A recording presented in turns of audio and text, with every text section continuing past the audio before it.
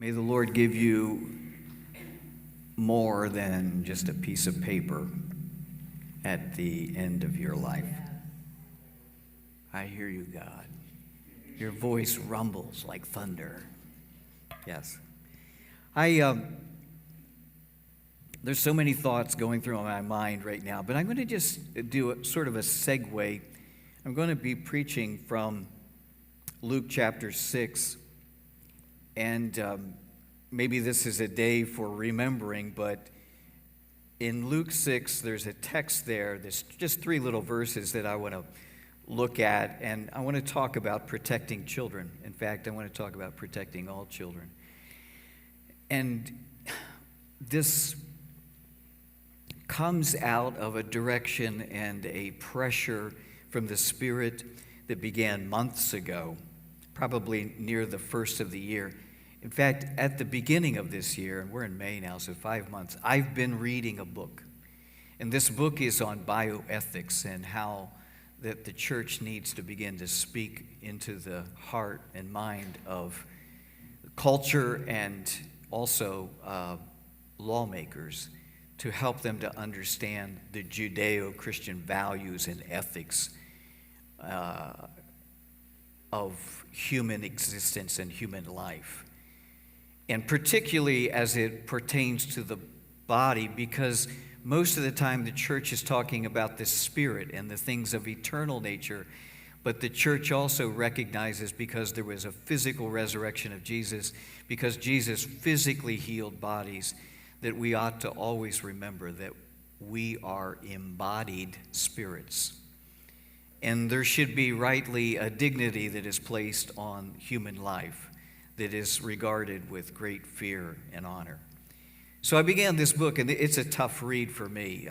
The guy, he's not writing technically, but it's just deep for me, and I've just been working on it for a while. So months ago, I had no idea that we would be in between celebrating Sawyer's life, him coming into the world just 3 weeks ago, and then Sadie's life just coming into this world last Sunday on Mother's Day. I told you, someone has to be born on Mother's Day, and Sadie was. And I told Rachel, I said, Rachel, only you could turn Mother's Day into Labor Day. I don't know. But anyway, so we've had 2 added to our already 7 precious grandchildren. And don't ask me their names. I just point, But I love them, and it's kind of like weird that I'd be talking about this today because we've had these 2 wonderful celebrations, but yet it's fitting. When I began reading this book, and he began talking about how convoluted and how all the streams of philosophy and history that went into the 1973 decision, January 22nd, 1973, the Roe versus Wade decision.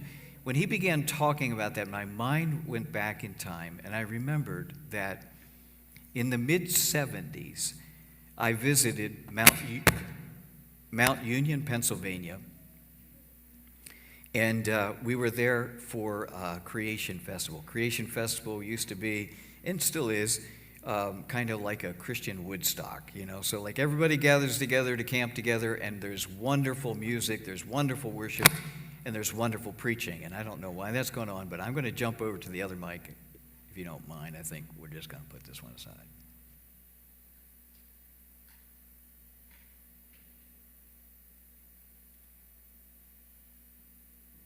Hold on. Here we go. So as I'm thinking and remembering Creation Festival, there was this young man who was introduced. His name is Keith Green. And he was the headlining musician that night. I heard him for the first time, and I had been hearing his music filter from the West Coast to the East Coast in the mid-70s. And this young man got up to play the piano, and he was introduced with a lot of hype, and because he was an amazing musician. And when he sat down at the piano, he started to play the piano, and he stopped everything. Gary, you would love this. He starts tinkering with the microphones and the piano. He ignores this crowd of 50 or 60,000 people, starts setting the microphone, starts adjusting things, and he starts playing, and it's still not right, so he adjusts it again. And I'm thinking to myself, either this guy is like really, really good, or he's an idiot, and he's just, OCD or something. When he got everything set, he exploded into a song. And for an hour or more, he just took us away on a field trip to heaven. It was amazing. What a wonderful, amazing night that was, and that was locked in my memory.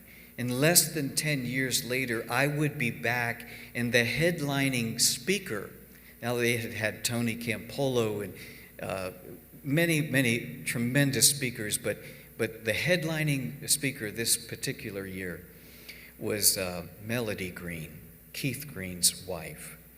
In that short 10 years, Keith Green had died in a tragic airplane crash with 2 of his children.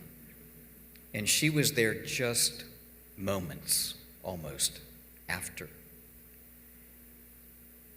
A year or so after the crash. She was left with 2 children. She lost 2 children and her husband, left with 2 children. And she got up and she began to speak. And she began to speak about abortion. And when she did, I thought of all the things you could talk about. Most of us are wondering, how do you process such loss? How do you process that? How do you manage to live past such tragedy, But the thought that she shared that night still resonates in my spirit today. She said, I was fortunate enough to be left with 2 children. She said, God took 2 of mine, but left me with 2. And she said, I got to tell you something, that I know that these girls will grow up one day and they'll ask me, how did you let Roe versus Wade happen? How did you handle that? What did you do? What did you do? How could you be a passionate Christian and not do something about that horrible decision? Now, her children are probably in their 40s now, and I'm sure they have asked those questions. But the question she turned around and asked everybody else is, I'm going to do everything I can do. What can you do? And that thing still resonates in my ear. So there's a lot of nostalgia going on, and that a guy's getting older when he starts thinking and remembering stories. But when I started reading this book, my mind was transported back to that amazing event, both by seeing her husband and the amazing gift and talent and ability he had, and then his amazing wife who just came and poured her heart out and begged people to save children. And I'm here today to ask you to save children. I believe that all children, not only my children and your children, but I believe that all children around the world should have I'm going to use the term that was invented in the Roe versus Wade decision, a fundamental right. Fundamental right to privacy doesn't exist anywhere in our Constitution. It was made up. It was assumed. But when you use the word fundamental in a legal sense, it's like you can't undo this. It's like you have to. Now the burden is like to come up with what is called a compelling reason to even consider undoing what has been done. Essentially, one man dreamed this horrible thing up, and other justices went along with him.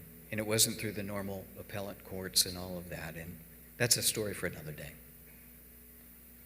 But I believe with all my heart that every child has a fundamental right to be safe, to be protected. Don't you? Those who are born, those who are preborn, girls and boys, all races, all children, everywhere. Every child has the fundamental right of protection from conception to their adulthood and beyond. Human children require much greater support, much greater instruction, much more patience and time to develop. They're more dependent than any other species on the planet.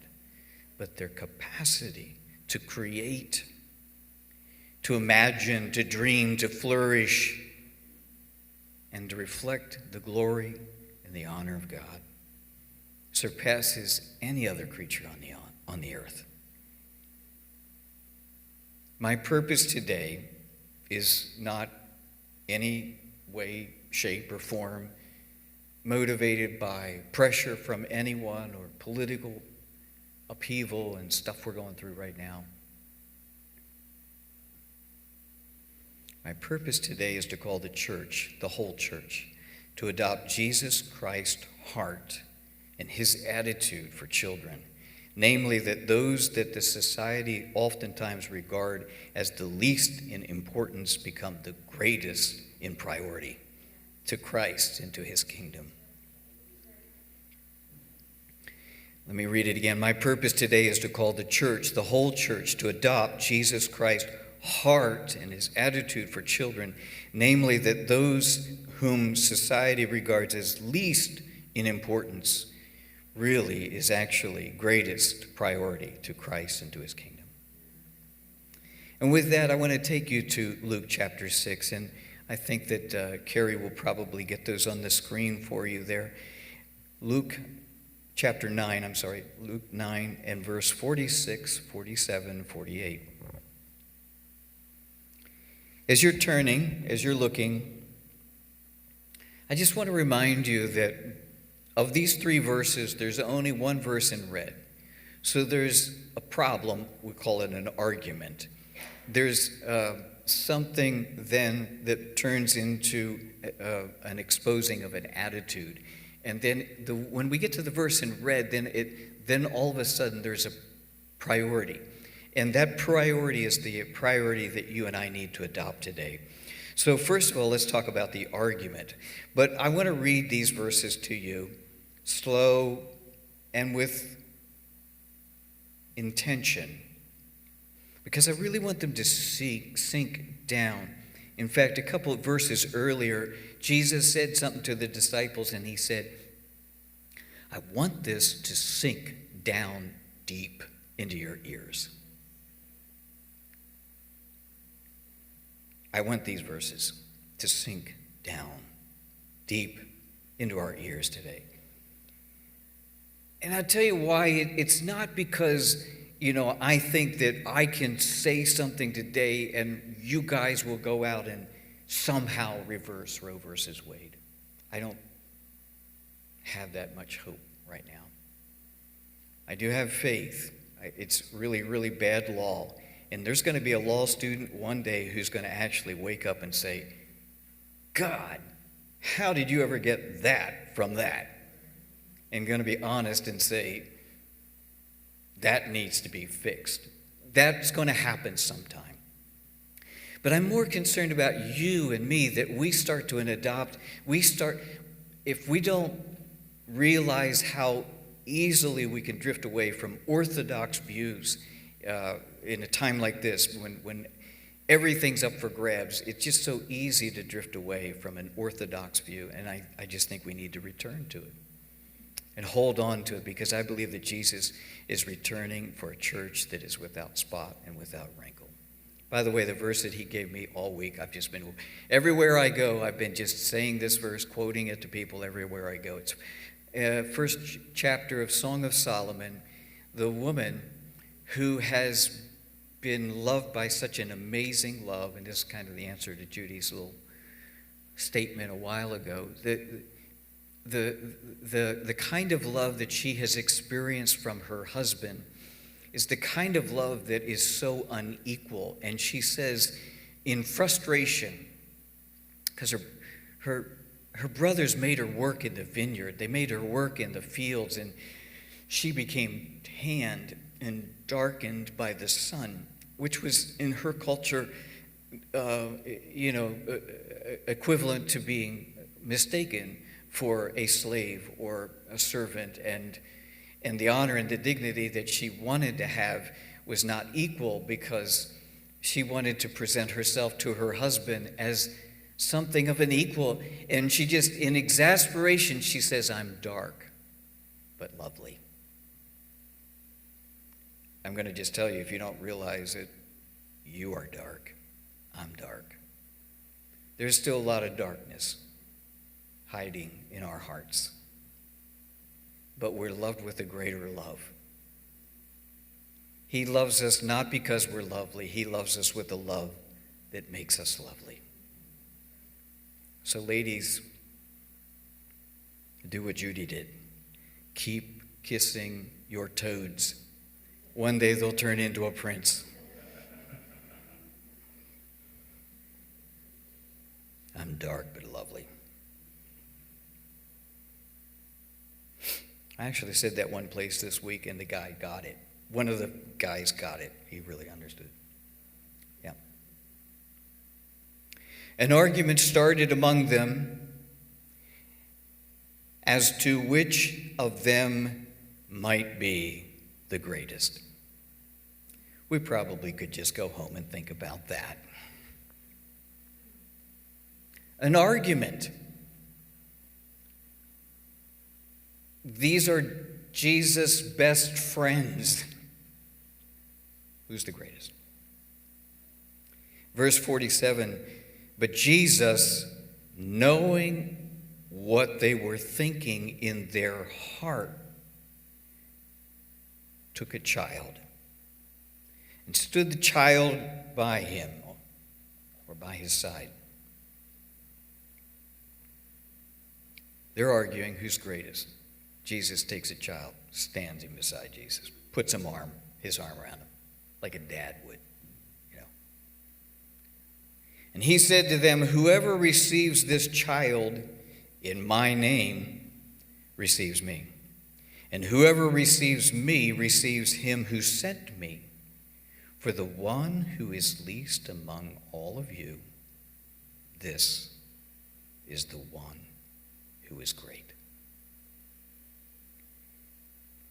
I know that it's an upside-down kingdom, but actually maybe it's the earth that is upside down. When Jesus turned the tables over in the temple, maybe he was turning the tables the right way and the world was upside down. Sometimes I'm just not sure which end is up.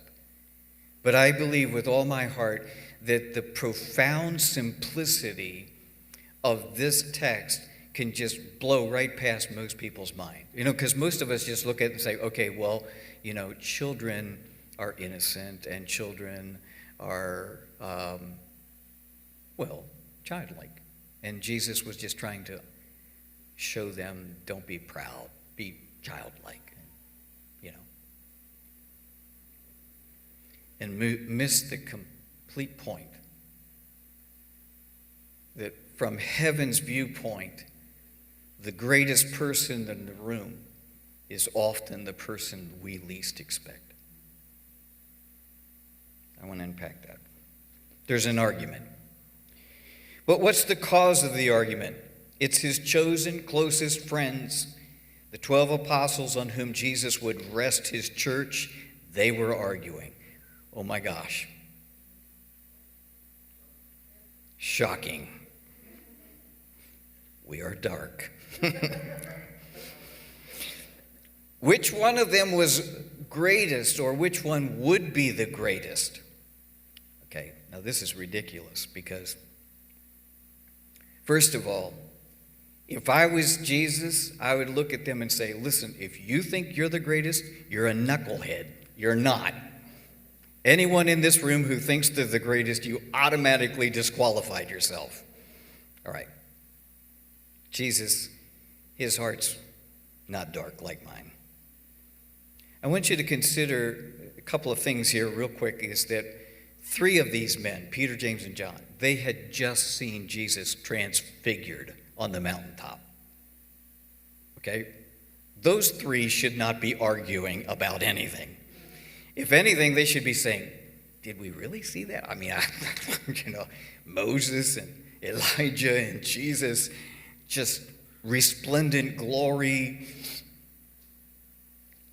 Like, what are we, like whale snot, I mean, So 3 of them shouldn't even have entered into the argument, but I know they were. The other 9 couldn't drive out one demon, and therefore Jesus was called upon to cast out that demon. They should have had a clue right then and there. If 9 of us can't cast out one demon and Jesus does it with nothing, then who's the greatest in the room? I mean, really. When the church gathers in Jesus' name, who's the greatest one in the room? It's always Jesus. Always Jesus. Jesus had just told them that he was going to suffer and to die for them. Who's the greatest? Shouldn't be a question. Shouldn't be a question. Jesus should always be recognized and honored when the church gathers as the greatest in the room, every time, without fault. I was telling Noah, my grandson, a little joke.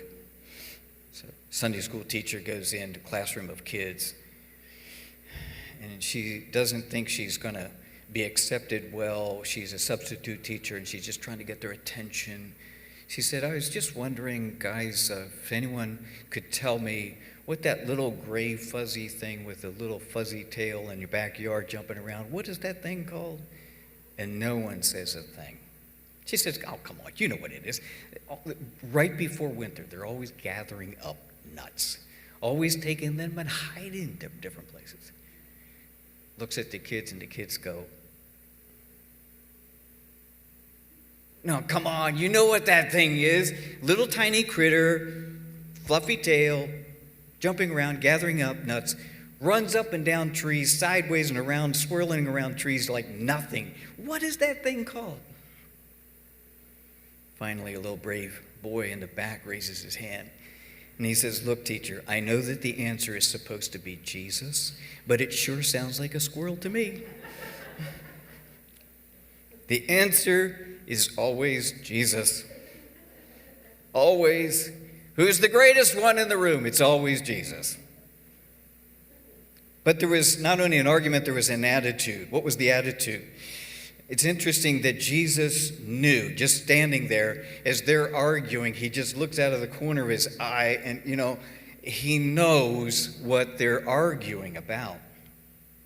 These 12 had been sent out to cast out demons, to heal the sick, and to proclaim the kingdom everywhere he was about to go. And they had come back very successful in ministry. So I guess that they had a little bit of that going on yet. And so they're kind of wondering, who's going to be the greatest among them. But inside his heart, he knew that there was an attitude that was prevailing, not just in them, but in the culture.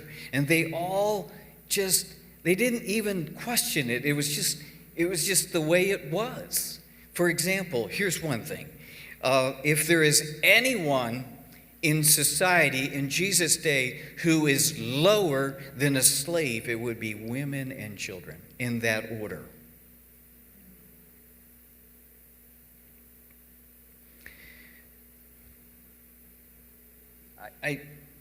It does baffle me how long it's taken us to recognize and honor women. I'm not sure that we've ever done it for children. But all that aside, I just want to tell you that what Jesus does in one verse, in one little verse, in one little action, so he just does an object lesson, brings the boy beside him, the little child beside him, and then says one verse, and in that he just exposes their heart. And I believe, we can expose our hearts. The underlying philosophy that motivated Justice Blackmun, who was the Chief Justice in 1973.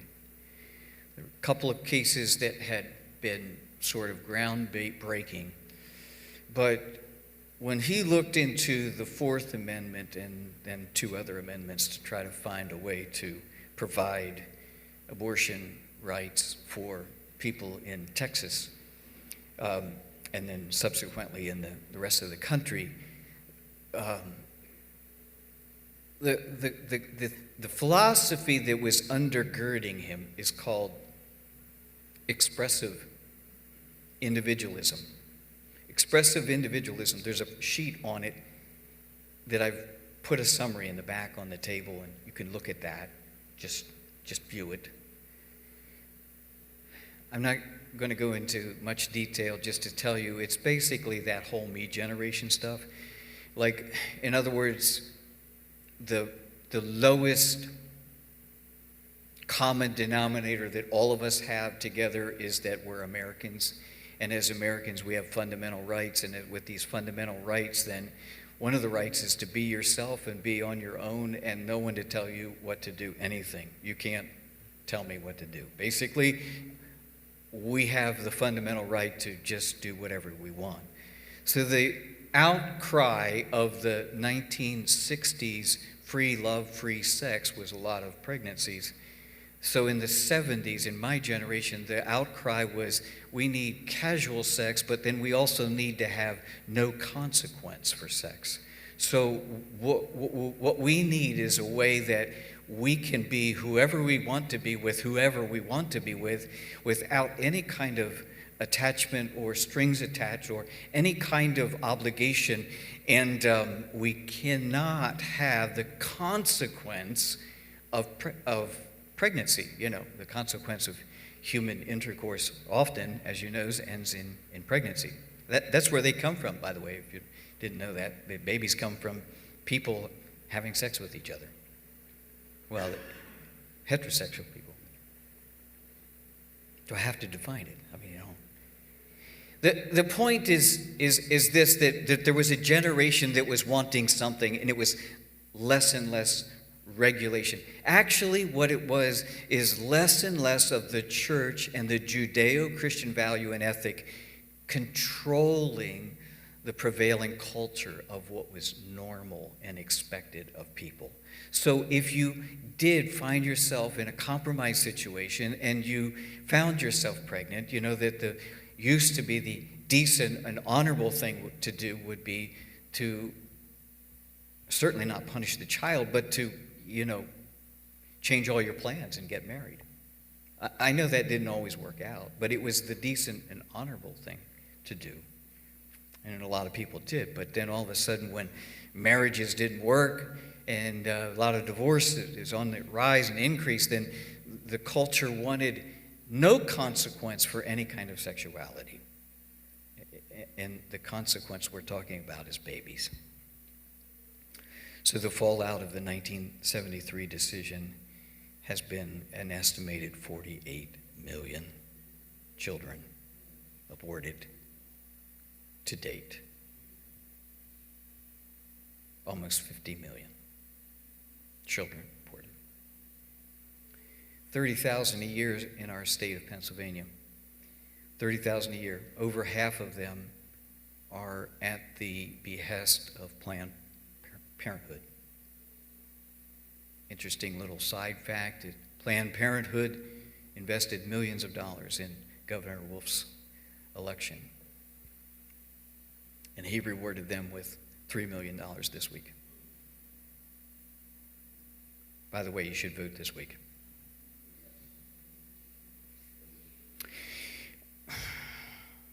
There were 1,700 children aborted in our state during a government-mandated shutdown of all elective surgeries. 1,700. When you couldn't, I won't go there.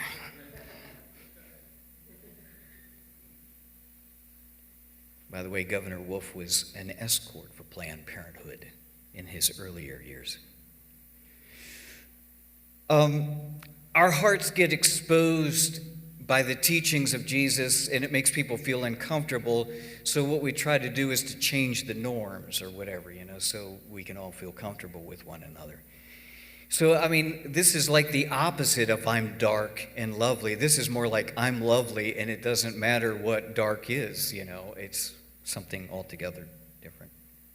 So Jesus took a child, and he speaks to them, and when he speaks to them, he says, any of you who receives this child in my name receives me.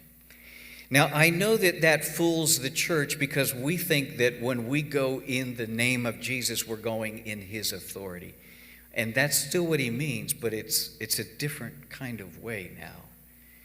Let me break it down for you. Jesus said, that the person who received him, the persons who would receive Jesus actually don't just receive him, they receive the one who sent him.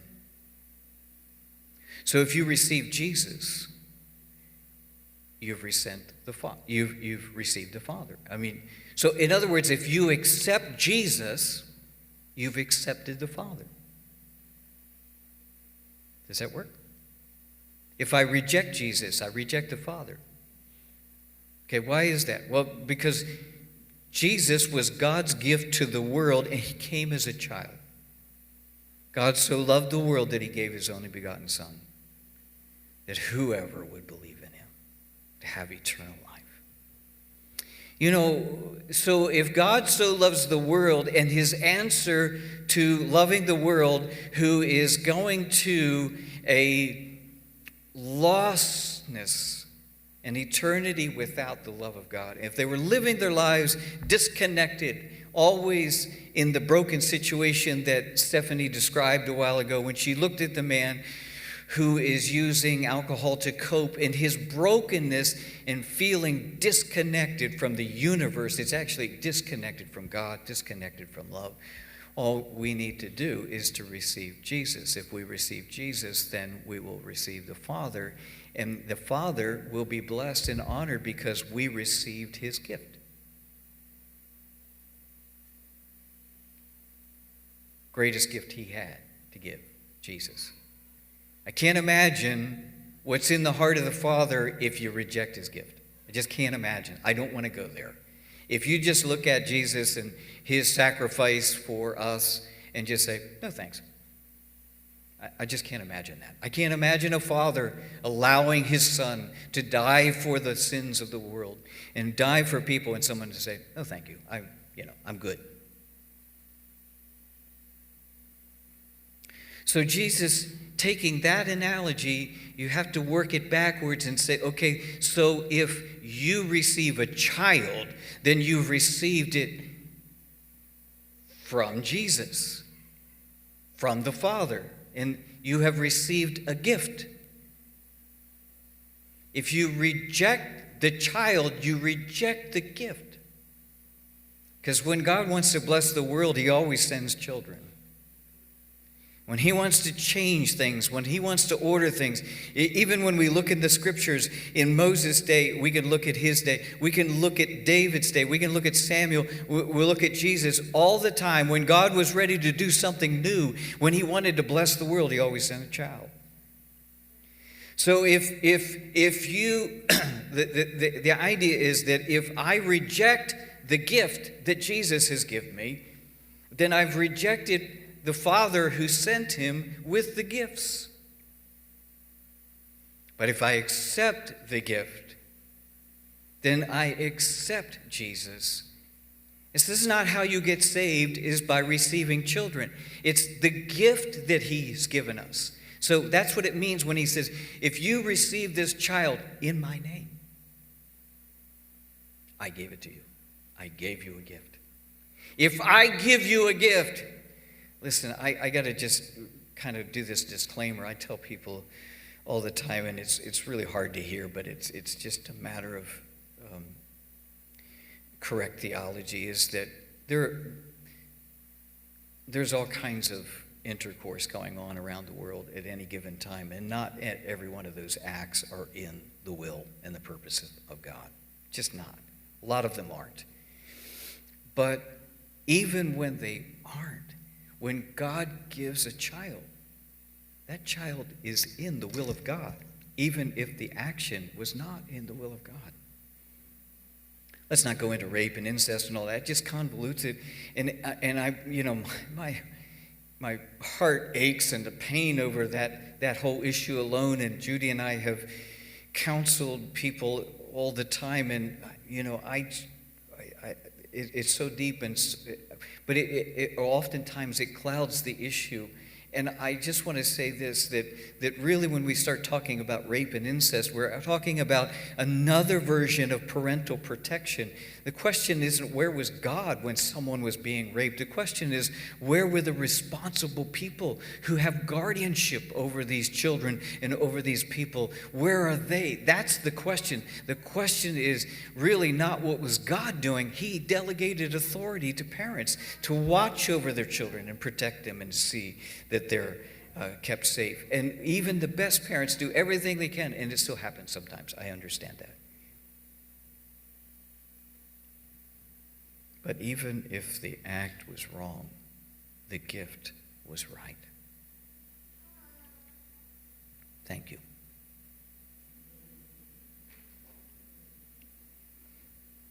I said, even if the act was wrong, the gift was right. And the baby said, "Aw." He took a child, stands him beside him. If you receive this child in my name, you receive me. If you reject the child, I'm assuming you've rejected him. If you receive Jesus, you receive not just Jesus, but the one who sent him, the Father. If you reject Jesus, I'm assuming you reject the Father. I'm going to just tell you that we are living in a country that I love so desperately, but we are rejecting Jesus. We are rejecting God. And it's most notable to be able to see it when we reject children and the gift that God has given to us. So there's a priority. There's an argument, there's an attitude, and there's a priority, and with this I end. What is heaven's priority? It's found in that little tiny 3-letter word that says "for." It's between whoever receives this child in my name receives me, whoever receives me receives him who sent me. And then there's this little word "for." It's a connecting thought. The one who is least among all of you, this is the one who is great. The argument was who's greatest. Jesus doesn't say who's greatest. He says who is great.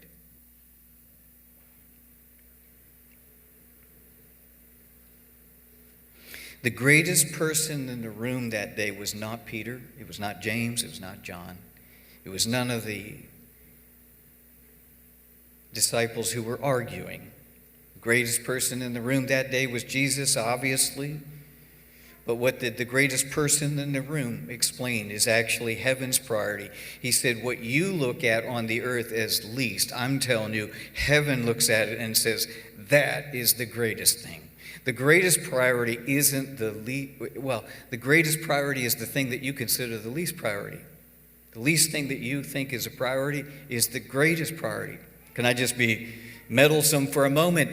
And we know that this is a pervasive thing. It's difficult because, like in the church setting and world, I want to say it this way, it's not the pastor who's the greatest. It's not the musicians who's the greatest. It's not the elders who are the greatest. I love each and every one of them. But I'm telling you that according to Jesus, the greatest person in the room is the one that you think is the least great. And I'm going to just tell you, I've been around a lot of churches, and there is never been an abundance of children's workers, children's ministries, children's helpers, or anything like that. Because what we end up doing is looking at children as something that needs to be managed while the important people do the important things. So in other words, we are negating or we are neglecting to our shame and to our not only guilt, but it's having a cause and effect and an impact, because if the church doesn't put a priority on the children, the world certainly is not going to. So when people walk in the door and they feel love, that's wonderful. When they feel God's love, that's wonderful. When they feel your love, that's expected. But when they feel the love that we have for those who are the least important in this world or this day and the age. So all we have to, we can add to that list, people who are disabled, people who are infirmed, people who are not capable, people who are elderly. And my former pastor, the one that sent us to start this whole thing, he doesn't know his son because of dementia. He doesn't know we're in the middle of a pandemic. This man was one of the greatest men that I have ever heard, one of the most wonderful pastors and well-rounded human beings I've ever met. And he doesn't have cognitive skills or functions anymore. He has to be taken care of. There was a time when he stood and held a microphone as I stand here today, and he had an impact on people. And Judy and I are certainly, my mom, we are certainly recipients of that ministry. But today he is considered considerably less important. Not because a younger man is more capable, not because a younger family, but because he's lost his cognitive skills, which actually concerns me on a daily basis about myself. I just really want my heart to be exposed to Jesus right now so that I can understand that heaven's priority is not the same as the earth's. Through the prophet, he said a long time ago, man looks on the outward appearance, but God looks on the heart. Would you please stand up with me? My purpose today, brothers and sisters, is to call the church, the whole church, to adopt Jesus Christ's heart for children.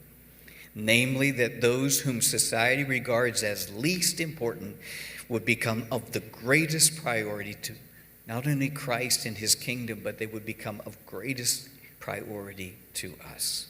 What must we do? We've got to repent, and we've got to reimagine things as heaven sees them. We must learn to value what heaven values, and we've got to learn to set aside the things that the world, I'm just going to tell you that in a Facebook world, in a social media frenzy, people become celebrities overnight on the earth. But looking from heaven, people become celebrities overnight as well, because God sees the heart that is mending the hurting, the heart that is lifting a child, the heart that is nurturing and encouraging children, teenagers. Heaven sees those who cherish what it cherishes. In my spirit, I just hear this I wonder how heaven responds to the church right now when we say 48 million babies aborted. That's just ridiculous, and we need to do something about it. And I just hear heaven saying, but what about the children that survived? What about the children I did give you? What about the children that you do have? What about the children at your feet? What about the children within your reach? What about the children that you can't quite reach? 48 million babies short-circuited right into heaven. And they're okay. But if I can be a voice today, let me just say it to you this way. When I'm pastoring people, and I've got a mom, I got a dad, oftentimes counseling, we're encouraging, we're trying to help build something and help reignite something, you know. Judy will be my witness that there's oftentimes when I'll raise my hand and I'll say, listen, it is my role to speak for the children because no one in this room is considering them right now. In your decision, no one. And so it's my job to remind you that there are children, and whatever you decide today is going to impact them positively or negatively. So I speak for the children. And I'm here asking today, is there anyone else who will join me and speak for the children?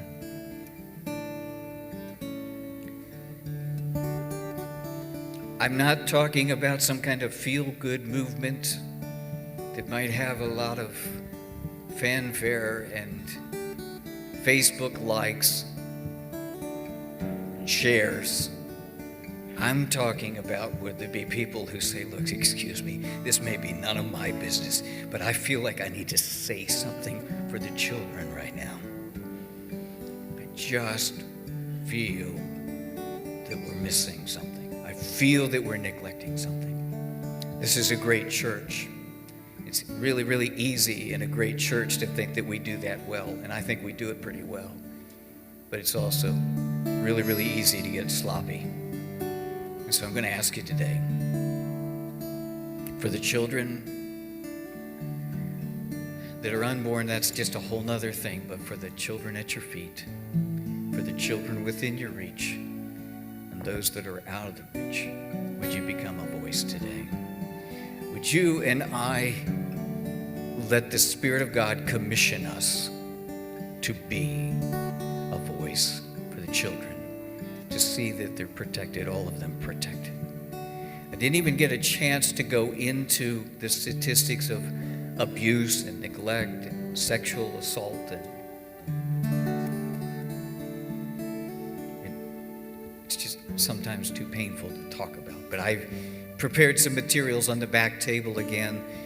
You can take a look at it and see for yourself the statistics. They're horrible. The pandemic has made it worse.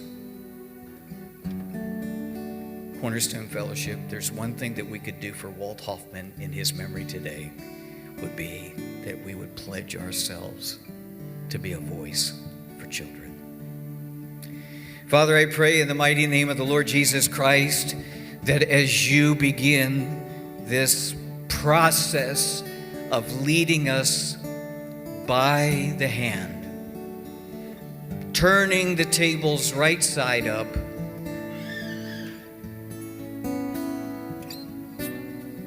in this upside down world, making things right, upright.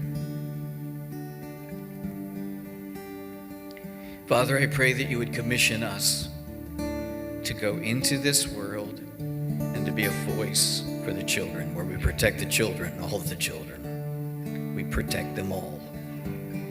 We protect them all. We protect them all. That's you this morning and your heart is somehow pricked by something that pricked my heart so many years ago, you just raise a hand to Jesus and say, Lord, today here am I.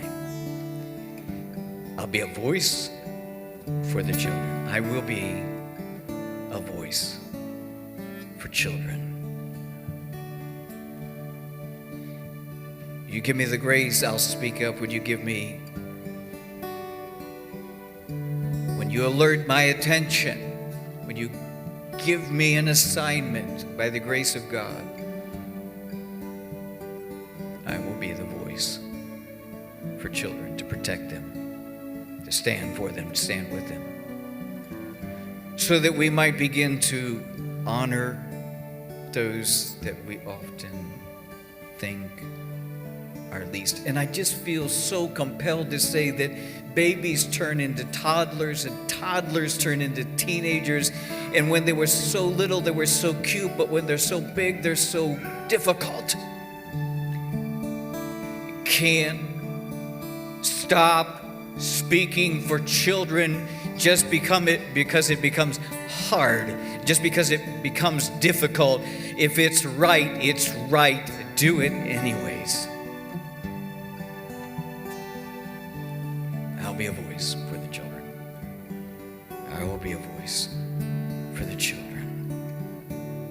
I will be a voice for the children. So help us, God.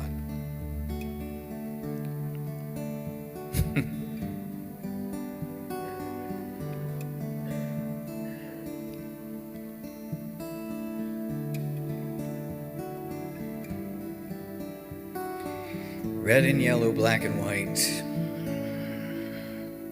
we're all precious in His sight.